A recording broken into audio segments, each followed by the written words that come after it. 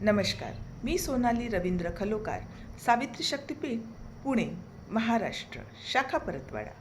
11 April 2026 Mahatma Jyotiba Phule यांची 200वी जयंती शुभारंभ होत आहे. त्यानिमित्ताने महात्मा फुले यांनी त्या काळी अखंडाद्वारे मोठे प्रबोधनात्मक कार्य केले. ते आजही उपयुक्त आहे. जाणून घेऊया एक अखंड व त्याचा अर्थ. आजचा अखंड आहे: दृढ मनी धरी सद्विवेकास, तेच संतानास सुख देई. जगहितासाठी सत्याने वर्तती, हित ते करीती स्वतःचेही. आपहितासाठी मुढा नांडू जाता, त्याने तैसे होता मग कसे. सद्विवेकाने तुम्ही करा न्याय, नसे पुढे भय ज्योती म्हणे. जाणून घेऊया या ओळींचा अर्थ.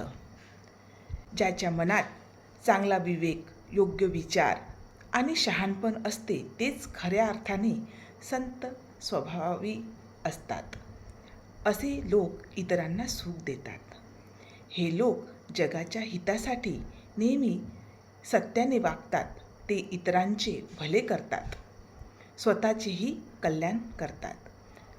जो मनुष्य स्वतःच्या फायद्यासाठी मूर्खपणाने चुकीचे वागतो त्याला त्याचे वाईट परिणाम भोगावे लागतात.